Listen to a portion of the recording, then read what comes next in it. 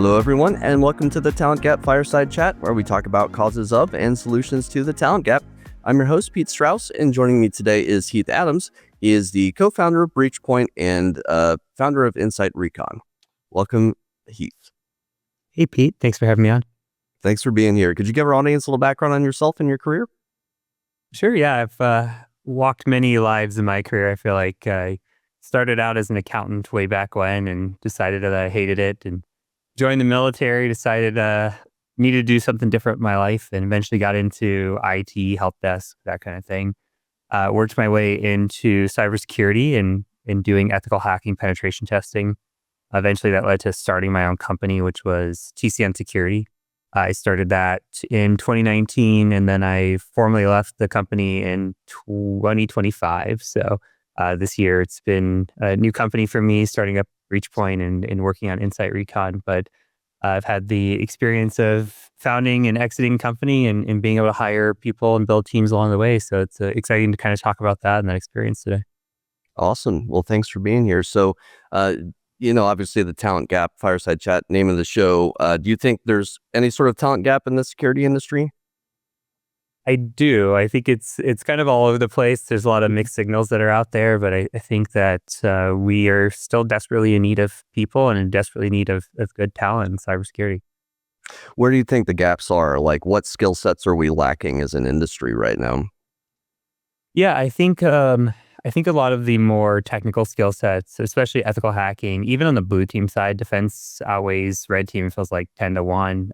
So anything on the defensive side, anything where you can show interest and passion, honestly, there's not really a gap. I worry for some of the real entry level things like help desk. I think eventually might get replaced, or a lot of it replaced with AI. Some of your entry level stock work, but in terms of anything that's like actually technical, hands on, I think a lot of that work's here to stay, and I think that we still need people in those areas.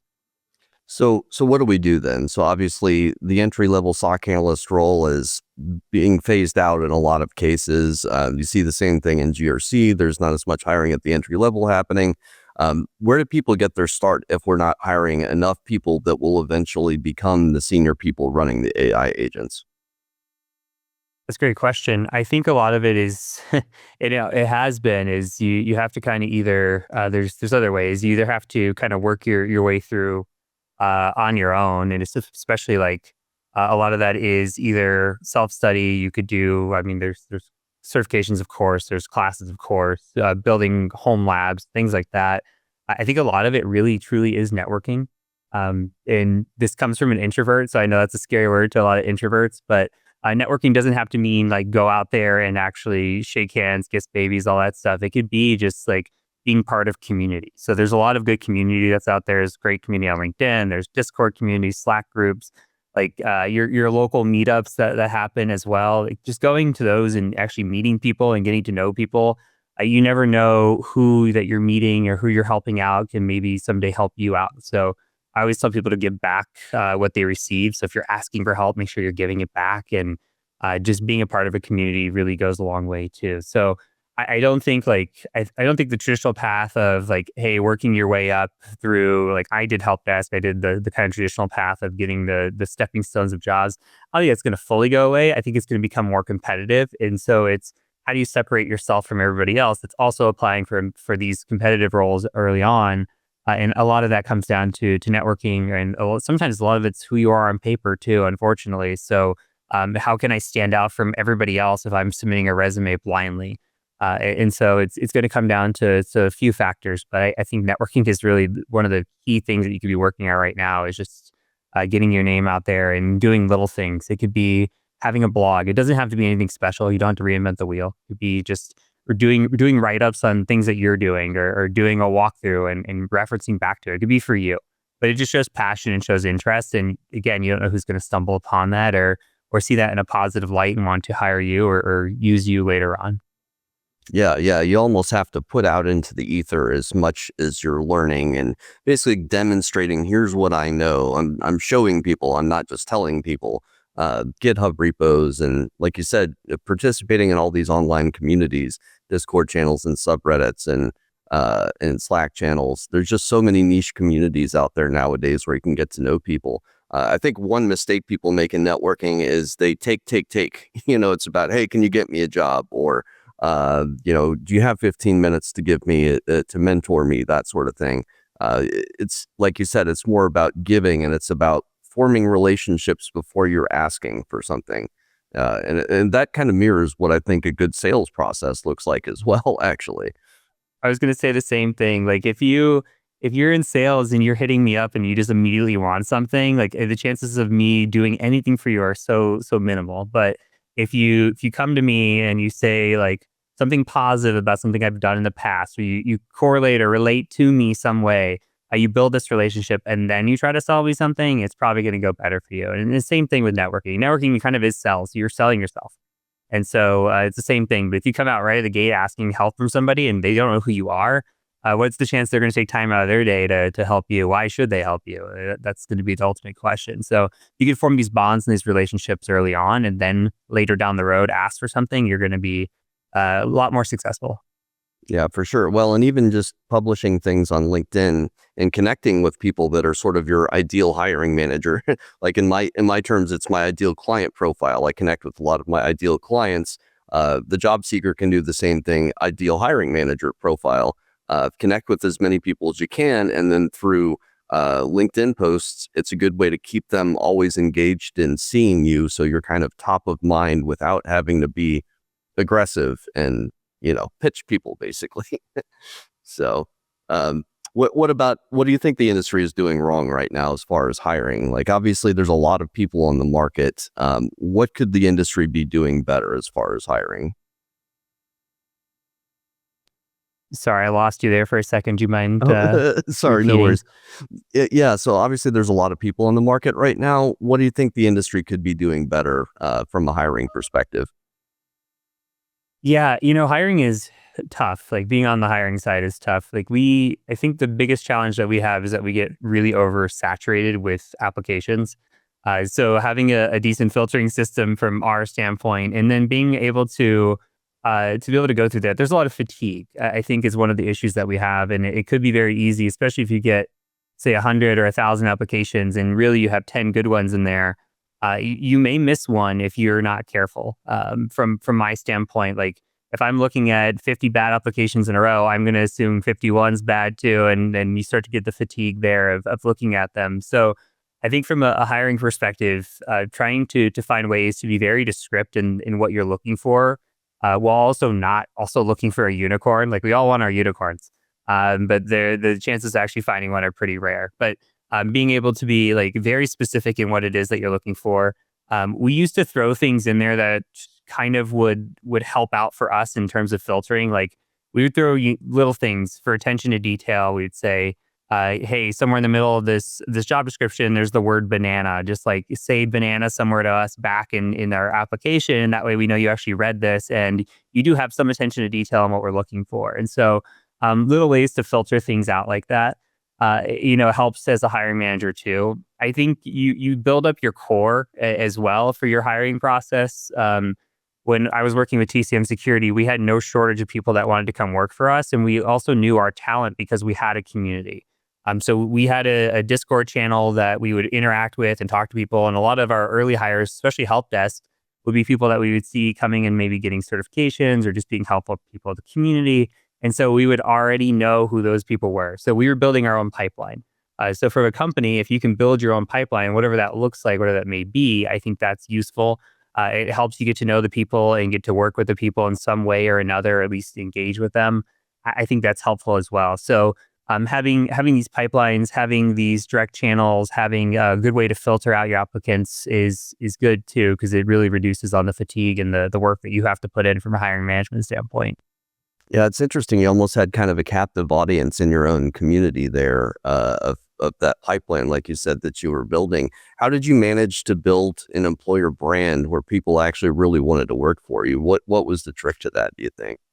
Yeah, I think a lot of it was built on trust over time. From our standpoint, from a management standpoint, some of it worked well and some of it didn't early on. But I always wanted to do the things that I felt like I disliked from other companies. So we always wanted to pay people well. We wanted to give good benefits. I never wanted to be like a micromanager or do anything where a work environment wasn't positive to come into. And so I think as we started to hire people and they got to see the culture and they were out there professing the culture as well, more people are like, wow, all these people never say a bad thing about working at this company and nobody ever quits this company.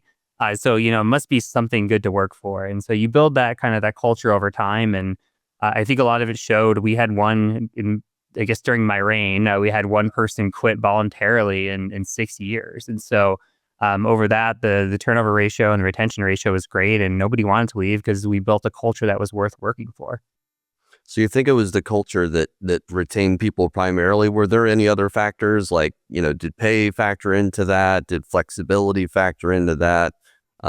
Regular touch points with employees, that sort of thing? Yeah, I think it's all of it. I mean, our base minimum salary was 70,000 a year, so we adopted that pretty early on.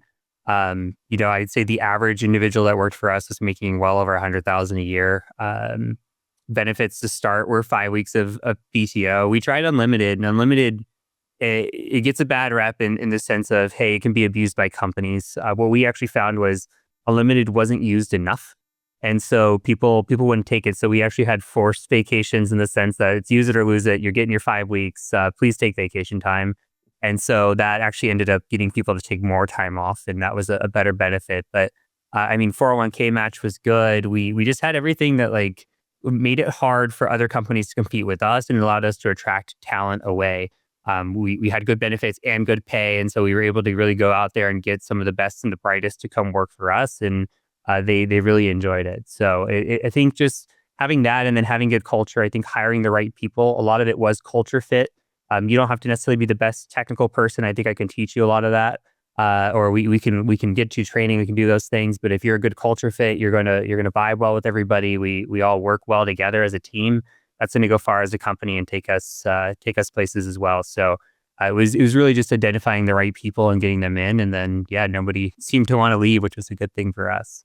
Yeah, that's amazing, that statistic. Well, and obviously good pay and benefits helps. You'd mentioned culture fit. How do you assess culture fit? Because that can be such an amorphous thing. And I think often bias gets smuggled into culture fit when, say, a candidate's rejected. So how do you make sure that somebody's a culture fit? Like, can you objectively measure that in any way, I guess?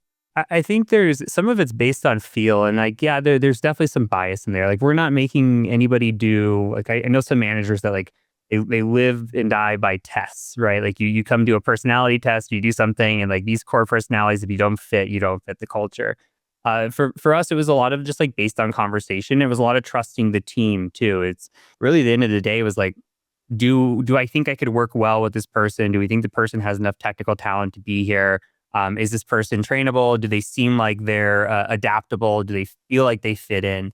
And a lot of times, again, because we had our pipeline, like we would know a lot of these people when they were coming in. Like, hey, yes, they're good, positive people. They contribute to the community. Those are the things that we were looking for. It's like, is this person somebody that gives back? Is this somebody that really believes in what we're doing? Because the company for us, like we were really trying to reimagine education as being affordable, where a lot of cyber education wasn't. And so, is this are these people that give back and really believe in that type of mission? And so, if you believed in the mission, you were a good person. You gave back to the community. You kind of fit in that sense. We thought you were a good culture fit, and it wasn't just me who had to make these decisions. Like we would have 4 or 5 people in the interview process, so that they would at least be able all to assess and say yes or no on an individual. And I think it worked out really well.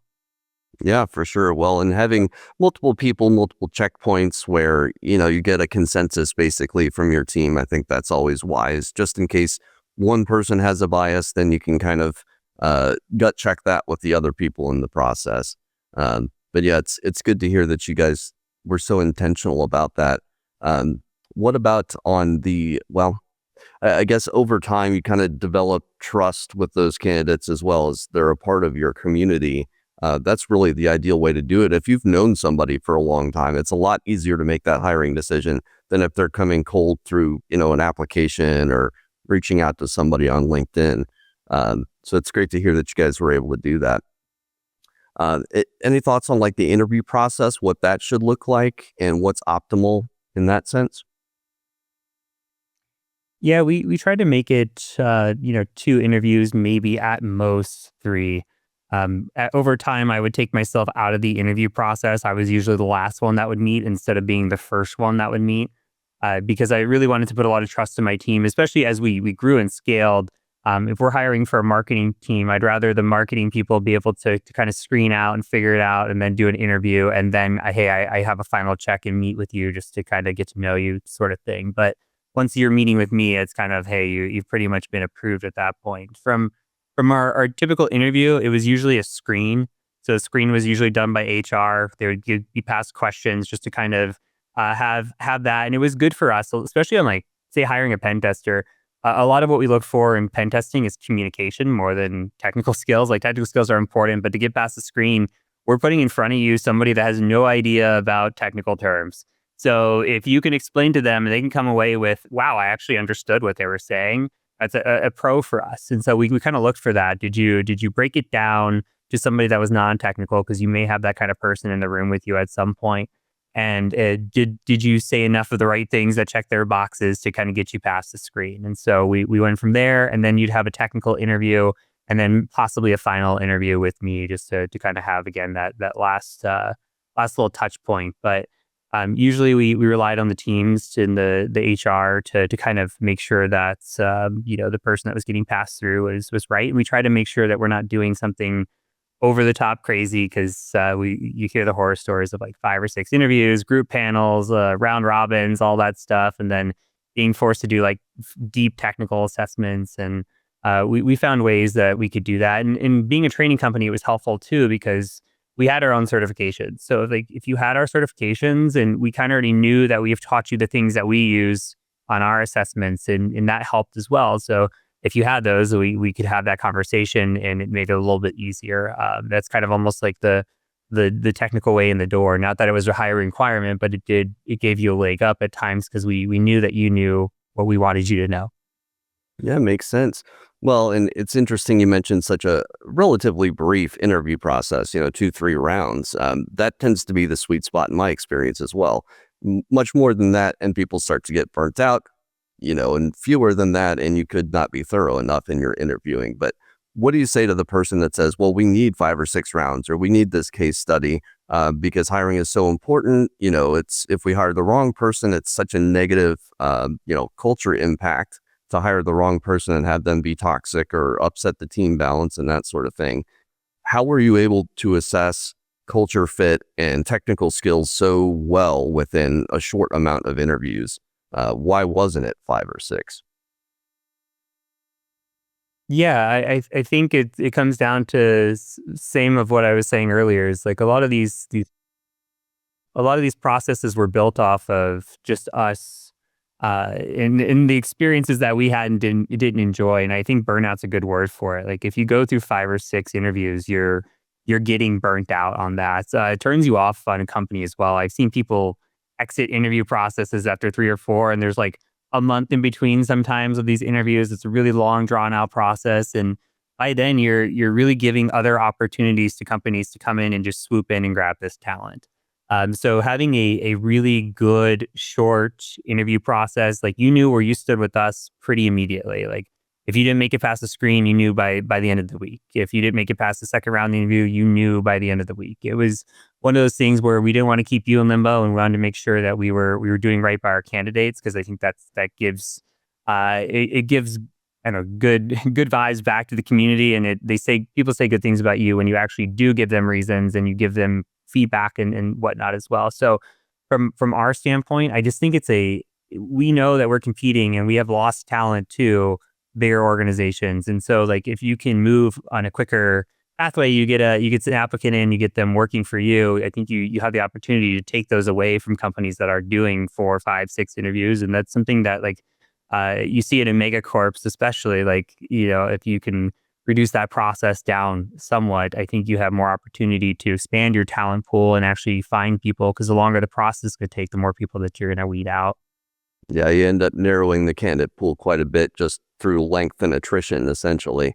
Yeah, it's funny. I think often hiring is just a giant risk aversion exercise.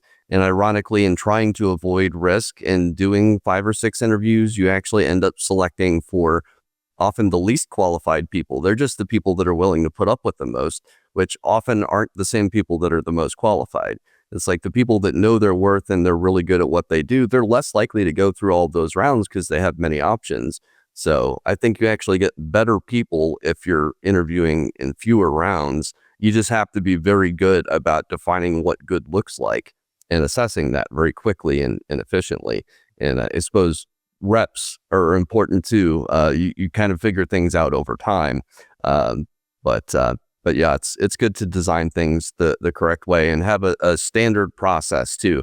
One thing I've discovered as a recruiter is people hate ambiguity. They like to know what's coming up next, expectation setting, that sort of thing. So I'm guessing your recruiters were pretty good at that, at setting expectations on the front end. Yeah, like I said, you always knew where you stood, you know where the next process was, and at the end of the interview, we tell you, "Hey, we've got a couple more interviews. We'll let you know by the end of the week, either way, of where we're going from here." And so that was what we would do is we'd make sure that you were always in loop and that it wasn't a long process. And if you were rejected, great, you knew that immediately. If you're accepted, you knew that pretty quick as well. So from our standpoint, we just wanted to do right by the people and have that kind of culture early on, and then just putting a lot of trust in the teams. Like I think ownership is a big thing. Like allowing your team members to have ownership over things. So like while I'm the final say, I'm really listening to my team to say yes or no, and so. They get to own that person and they get to own that decision of this is the person that we want to work with for the next year, 2, 3, 4, 5 to come in here and work alongside of us. And so you put that ownership on the team and that trust in the team. And I think that pays off as well when it comes to making these hiring decisions. Oh, for sure. People, I think especially self-motivated people, they like to put their stamp on something. They like a good challenge. They want to feel like they're making an impact and have some ownership over something. So yeah, absolutely. And that speaks to, I think, an idea of motivation. A lot of people are motivated by having autonomy, by having ownership over something. What were some motivators that you like to see in candidates? Because that's often what I spend a lot of time on assessing as a recruiter is what motivates somebody? Why are they going to be motivated by this role? What do you think's a good motivator versus like a bad motivator in your experience? Yeah, I don't think there's necessarily. I mean, there's sure there's wrong motivators, but I think back to my wife used to work in property management, and they would ask, why are you taking this job? What are you here for? And I don't think anybody's passion. I guess some people. There's a lot of people's passion is not to come in and work in property management for lifelong goals of being a property manager. I think they were really looking for money, and so when somebody's like, "Hey, I'm here for the pay," like that's my motivator. At least you're being honest. And so from that standpoint, we look for passion in what it was you were doing. We don't always need innovators or creative thinkers. Like, yeah, it's good, but not every role necessarily needs that. You don't necessarily need that in all things. And so I think it depends on the role that you're looking for, or what the motivator is. If somebody came in and they were honest with us and said, "Look, this job pays well. You've got good benefits. You've got a good reputation. I think I could do really well at it." That's a good enough motivator for us too. So I think as long as we felt like you were there for the right reasons, that would be helpful. Again, it came back a lot for us is if you were truly passionate about what we did and what our mission was in helping the community and giving back.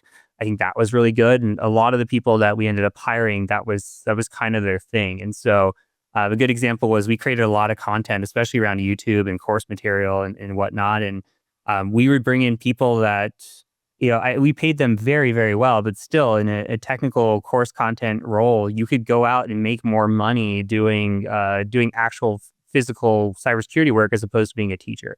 And so with that, you have to be really passionate about what it is we're doing. So teaching, and you have to be passionate about why you're doing it, which is, hey, I know I might be getting paid less than a technical role because we're selling these for $30 a piece. We're not selling this for $1,000 or $2,000. So I know coming here that I really have to be passionate about giving back to the community. And a lot of the content that we even made was free on YouTube, where we made free courses. And so things that we were putting money and effort into weren't necessarily revenue drivers back to us. And we found people that really were passionate about that. And so it depends on the role and what the passion is. And I don't think there's necessarily a wrong answer depending on the role that you're hiring for. Yeah, for sure. Well, one of the motivators that I tend to steer clear of is money motivation for most roles. The exception to that would be like sales, where if somebody's money 100%. motivated, they're going to sell more, you know. But for any other type of role, the way I see it is somebody's always paying more. So if that's the only thing that's driving you to consider a career change, there's a good chance that you're going to leave in 6 months. And my goal really is always to make long-term matches. How do you think you were able to make such long-term matches with folks and had such little turnover? Were you matching motivators on the front end well enough to where they were sticking around for a long period of time, or did you match the motivators so well at that point in time, and then through some of the other things that we discussed, managed to hang on to people for a long period of time? Do you think the motivators factored into that at all? Yeah, I think it's a little bit of both. I don't think we weren't always perfect, and like the organization, especially as it scaled and grew, it changed, and so you do have to find ways to keep people engaged. And so whether that is, we tried all kinds of things, right? Like we tried bonus things, like where we would incentivize people with money, and not everybody is incentivized with money. We would try trainings in educational things, and again, like that incentivized some people. So you almost have to, at a granular level, learn what the love language is. We would talk about this, like, what is your work love language? If you do something well, do you want a gift card for it? Do you want like a public acknowledgement? Do you just want like, what do you want out of that? What gets you really feeling well? And so having those deeper conversations with your employees, especially over time, and you kind of evolve over time, and motivations change over time. And so like you are always evolving. So yeah, I think when you're hiring initially, you hire based on those motivations, but I think that adapts and changes over time as your company does, as the person does. And so having frequent touch points with your employees and getting to understand where things are going well, where things aren't, where you could be improving. I think that goes a long way as well. So just having an open door, and being open to criticism and feedback, and hey, what can we do better around here for you specifically? Or what can we do better for the company? I think that goes a long way, and it keeps people happy. For sure. Do you formalize those touch points? Like, is it a quarterly thing, or is it more just an ongoing sort of less formal thing? Yeah, so we try to do monthly. We tried different things. Like we tried bi-weekly, especially if we were new, we would do bi-weekly, just check in, say how you doing. But then it eventually went to monthly, and the door was always open. Like at any point in any point in the organization, somebody like on help desk, for example, could come to me and say, I want to talk to you. Perfect. Like that's not a like, we're not doing this by rank here. It's fine that if you want to go and skip a couple managers and come right to me and talk, that's absolutely fine. So I think having that kind of policy of you could talk to anybody at any time, and if you don't feel comfortable talking to a manager about something, you can always come and talk to me. I think that's that having that is good as well. But we try to formalize, and then having that policy of where at any point you can come to us, it worked out as well. That's good to hear that you had that mindset. As I'm thinking about my favorite hiring managers over the years and the structure of the organizations, I think the people that I've placed that were the happiest in their roles, they kind of fell into a few different types of organizations. They tended to be flatter organizational structures with sort of open door policies. They tended to have servant leader types that were kind of in the trenches with their employees and didn't feel like the employees didn't feel like the executives were kind of sitting on an ivory throne and, overseeing somebody and making decrees from on high. It was actually listening to people and 360 feedback and, actually listening to people's ideas. I can tell you as a recruiter, one of the reasons that people love to move on is because they feel like they're just not being heard. Hey, I have this great idea for process improvement or new technology. Boss isn't listening to me. I feel like I can't affect any change and I'm just kind of a cog in a wheel. That's essentially something that I hear quite often. Um, so yeah. Any other stories you could tell about hiring, about retention, people that really impressed you? Yeah, I think just to touch back on that is when I was in the military, I was both enlisted and an officer, and so I got to see things that I really liked and didn't. And one of the things that you kind of describe is you have people that come, especially from an officer standpoint, and they dictate, right, and they don't get in the weeds with you. And I swore that if I became an officer, it wouldn't be that way. And I think you lead by example, right? Like You get there, and if we're on kitchen duty and you're cooking, I'm cooking alongside of you. If we're like sweeping the floors, if I hand you a broom, I have a broom with me. Like we're doing this together as a team. And yes, I have rank. Yes, I have final decisions. But at the end of the day, like I'm just as willing to get my hands dirty and show you that like what you're doing is something that is core and crucial to the team. And so that also played part a long time, like when we were doing the company. Like there would be days where, hey, I'll jump in and help with a help desk ticket, or I'll jump in and help with a problem, or I would still occasionally do pen tests. Like there are things that like it's kind of a team effort, and yeah, like your managers are your managers, and they're there to guide you, and they're there to provide they're there to provide help for you and be your advocate. But at the end of the day, they're going to be working alongside of you in team. It's not some like really core hierarchy here of where like it has to be this way. Like it is very flat, and I think that's a great way to describe it. And I do think that's what works really well is if you have some structure, but also at the same time, like nobody's afraid to get in the trenches with each other, and that really shows as a team that like we're all in this together. Yeah, people like to feel like they're all rowing in the same direction, and they're what's good for them basically is good for the company, is good for their boss. That almost seems kind of rare because I've seen the opposite where the team will like actively be working against the corporation because they resent them for some reason, or they feel like they're being mistreated. So it's great to hear. It seems like you genuinely cared about your teams, and I think that kind of permeates in organization. I think culture starts at the top and works its way down. And the flatter your organizational structure, the easier it is, I think, to maintain a cohesive culture because you don't have barriers between each level as much. Yeah, I mean, I think so, and we would incentivize too. I mean, anybody in the company, if you came up with an idea and it made us money, like you would get 10% of that idea. Like that was just a, hey, we're going to reward you because you created something for us, and we would have.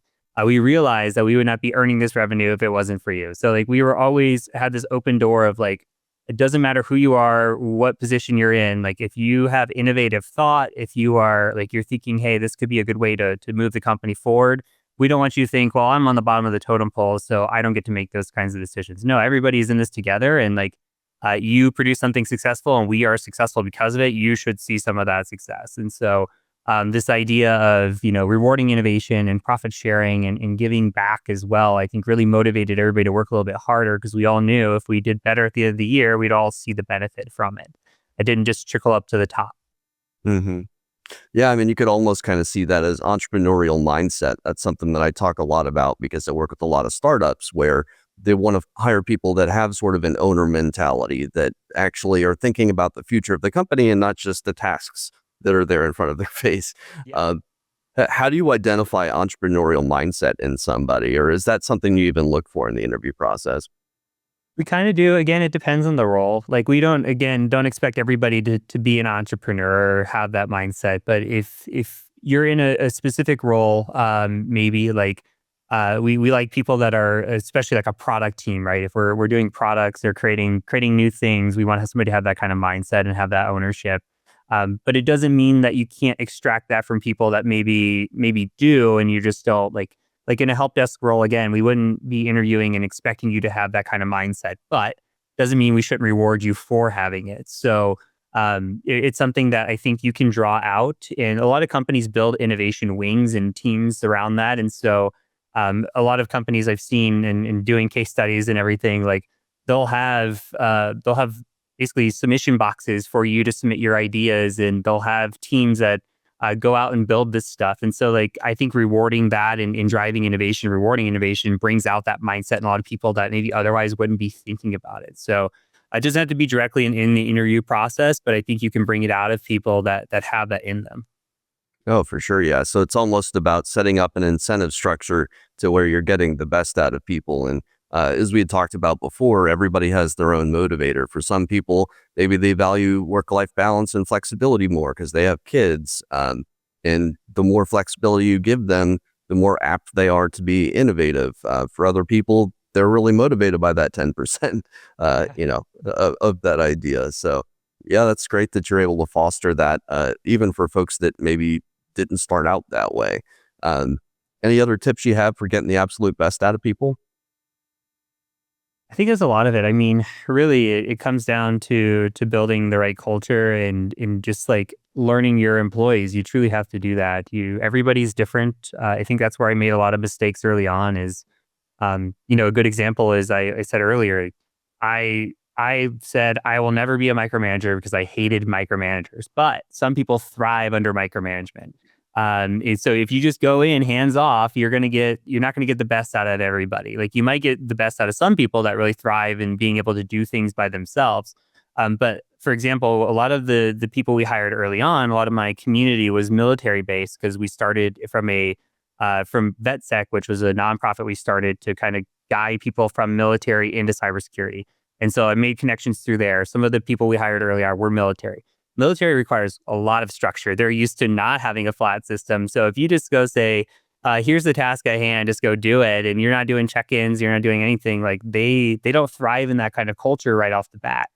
Some can, but a lot won't. And so you have to kind of understand each person at an individual level and know what works best for them. And as a manager, you have to be adaptive. Like you can't just say, I'm going to be hands off or I'm going to be a micromanager, because then you start building this really tight box that you're putting yourself into, and you're not going to get the most out of your people, and you're not going to be able to hire the best talent, because now I need to go out and find people that enjoy micromanagement. And instead of, hey, maybe some do, some don't, and I can get the best cohesive team here together with the best possible talent around it. So I really do think it comes down to you as a manager as well, and being able to know your people and what they prefer and what their work love language is, what their motivations are, their incentives are, and how those do change over time.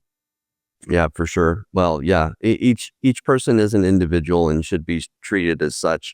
When you try to force people into boxes, that's where they tend to get uncomfortable. And as a manager, like you said, you have to be adaptable. Well, especially with AI now, it seems like adaptability is like the one trait that's being highlighted in ways that wasn't even highlighted before.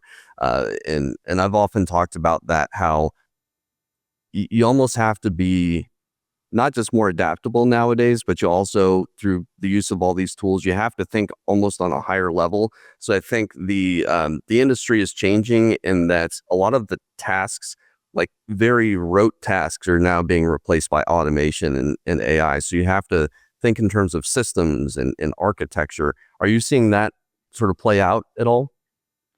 Yeah, I think so. Because AI is, I think it's a great assistant, a great tool, and there are people that are going to be using it that are your peers. And so, if you are not able to, especially in cybersecurity, like if you're not able to adapt, you're going to get left behind. Complacency is a career killer. And so, if you're not picking up AI as a skill set now, I think that is something. And I don't mean like you have to go understand the depths of machine learning. Like you just need to understand prompt engineering, how to actually get AI to work for you, and then how to also be able to validate what it's telling you is accurate. Like we don't just blindly trust this stuff. But yeah, if I've got two people and we're doing something, even say like a basic task, like we're doing just data entry, right? Like if one person's doing it the old school way and somebody's feeding into AI, they're going to be 10 times faster than the other person. And you're getting all this work done and you're doing it well and you're using AI as an assistant here, the other person isn't, you're at risk of losing your job. Like, why are you this much slower than this other person? Like, it's things like that that you need to be able to adapt regardless of what it is in the industry, because the industry is always changing. And so I think that's what causes a lot of burnout in cybersecurity, is because technology moves so fast. And we also have this desire to want to know everything, but just you can't. And so, how do you put in your 40 plus hours a week and then have to go study for all this new technology that's coming out and be well versed on it? And it really does take passion for this industry in order to not burn out. Like, you have to really be excited about the work that you're doing coming in. And that's where I tell a lot of people the same thing. Like, money as a motivator in cybersecurity is not a great motivator. In sales, like you said, yes, it's great. But if you're coming in, you're wanting to do a job for the money, like there's other jobs that make money that probably don't have this high of stress in terms of like, I have to constantly keep adapting. Like you can go to school, and the issue with like college curriculums is that it changes so fast in cybersecurity that they can't even keep up. So you're coming out of school with this 4-year degree and you're like, you might not know what you need to know to actually get into the industry. And so it's a cycle of, yes, you have to be adaptable and you have to be able to be willing to study and learn and change over time, or you will get left behind because, again, complacency is a career killer in cyber. Yeah, and I think a lot of the educational institutions have done a lot of entry level hopefuls a disservice in saying, make your 100K in cyber. The industry is short 3.5 million, unfilled security jobs, and I think IC Squared has even since walked that number back a little bit. uh, so so yeah, a good point about needing a deeper motivator because there is so much to know, and it can almost be overwhelming, especially for anybody trying to enter the field. It's like, where do you start? Do you want to do DFIR, security operations, pen testing, GRC, AppSec, DevSecOps? Like, there's just so many subdisciplines of security. What do you say to the person that's trying to figure out what they want to do in security and haven't really selected a subdiscipline yet? Yeah, I always tell them like you learn your core foundation and then you find what it is that excites you to get up and work in the morning. Like for me, that was hacking. I absolutely loved it. It felt like a puzzle to me. I was a consultant, so I got to work on a different project every week. It was a new puzzle. Like how do I get to the end of this, and how do I compromise or do what I need to do on this assessment? And so for me, it was hacking, but for some people, it could be other things. So like don't be afraid to dabble in other areas and see, okay, does this feel exciting? I remember early on, my manager was like, "You have to learn the cloud. I'm going to send you to cloud training. It is the next big thing." And he, not that he was wrong, it's just that was the biggest, most boring snooze fest that I've ever been through. And so for me, I knew if I had to do cloud every single day, that I would not be excited to go into work. And you have to find what it is that excites you. And so dabble in your training, get your core foundation, and then go do some trainings out there. Like everything doesn't have to lead to a certification. It doesn't have to be anything. And there's good trainings that out there that have certifications that are really unknown. And if that's something that motivates you of like passing a test when you're done to prove knowledge, that's great. Like good. That's something, but like not everything has to lead to that checkbox. Like you can go find your passion even through YouTube or through other things. It doesn't have to be some expensive course that's out there to figure it out. So just test the waters in other areas and see what kind of excites you, what may really be something that you'd want to do for work every day, because that's what you're looking at once you're in the field. For sure. Well, and you'd mentioned foundational knowledge. So, what in your mind is the foundational knowledge that people need to have to be employable in security? Because I think a lot of people are confused on that. Yeah, I've always broken it down to a core five, and kind of in order of you need your basic computing skills. So, like I would call it an A plus equivalent. Not that you need the certification, but being able to know when a computer breaks, how to fix it, the basic understanding of how the computer is working and operating. I think that's important. And then you start layering foundations on it. Okay, so networking. Okay, what are ports? What are the different protocols that are happening on those ports? What's secure? What's not secure? Which builds into security level, right? So like your network plus, and then getting into like your security plus. From there, there's a couple other core skills. Linux is pretty much a must. It's not overly hard to learn. It's like learning a basic programming language. It's almost like learning another language in the sense that I tell people to immerse themselves in the environment. Go download Linux and make that your main operating system for a month, and you'll be much more well versed than just trying to follow along with a course online and running it in a VM. Like do those kinds of things, and then a programming language. You don't have to be a developer by any means. Like just being able to understand some programming really helps, especially for automation, especially for scripting out things, especially if you're going to be using AI, because I think a lot of us do that now. AI will spit out bad code. It'll spit out insecure code. You need to make sure that you can kind of validate and trust what's out there, especially if you're going to GitHub and downloading somebody else's. Like you don't want to run that in a client environment and have that be malicious. That could be bad. So understanding those core five, I think now there's going to be a core six in terms of prompt engineering with AI, being able to learn that and use that as a tool set alongside of these other things. But knowing those core five is pretty fundamental in terms of being able to get into a SOC analyst role or something along those lines that you would need for cybersecurity. Is there any single programming or scripting language you'd recommend? I think Python is the way to go these days. Back in the day, it was Java was the 101 courses. A lot of the colleges now and universities have switched over to using Python. I think that's the right move. It's very user friendly. You're allowed some mistakes. It's not like You don't have to have perfect everything, and I think that's good. And so it's pretty readable, understandable. From a beginner standpoint, I think that kind of gets you into the fundamentals of like conditional logic and Booleans and those sorts of things of like, okay, I understand this. Now I can maybe go take that and apply that to a different programming language, or I can go a little bit more granular and get machine level or something. But if you start with a basic language, I think it attracts you more than scaring you off. And it helps you kind of understand the core fundamentals of when you're reading code. If I see an if statement, okay, that's pretty much common in every language. I know exactly what it's doing. I kind of get the gist of it. You don't have to be, again, a full developer. You don't have to get into the super weeds, but being able to understand at a high level what code is doing is very useful.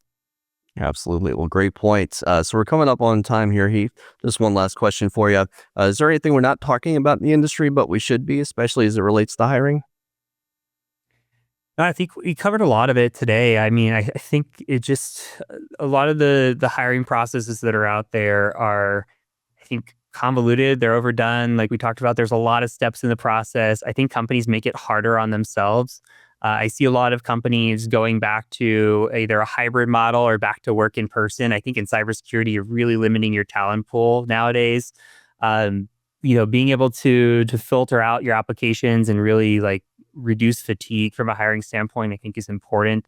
If you can build a community of your own in any way, you do not have to be a training company to do this. I think that you can build people that follow your company, find value in your company, and want to work for you. And that is incredible to have. Like, even if they're working for somebody else, there are people that would drop and come work for you. That's what you want to have. And so you build this pipeline of talent that you can pull from at any point and you know it exists. And I think that's useful as well. So the talent is out there. I think from a company standpoint, that being able to find, source, and quickly hire, because there is a lot of competition on corporate level as well for hiring, is important, and we should be thinking about that. And really, everything we talked about today, I think, is important. Absolutely. Well, I love your approach of being proactive in building a talent community and not just hiring reactively. If you always have people there that you can pull from, that's amazing and the dream for sure. Well, great points, Heath. Great to have you on. If people want to reach out to you, what's the best way to do so? Yeah, best way is you can find me on LinkedIn, which is just look up Heath Adams, or if you go to heathadams.com, you can check me out there. It has my LinkedIn as well. So that's pretty much the best way to find me. Sounds good. Well, thanks for your time, Heath. Thanks, everybody. Well, thank you. Hello, everyone, and thanks for tuning in to this episode of the Talent Gap Fireside Chat. Don't forget to follow our page on LinkedIn and like and subscribe on Spotify and YouTube. Hit that notification bell to be notified when we drop a new episode. New episodes air every Friday at 4 p.m. Eastern.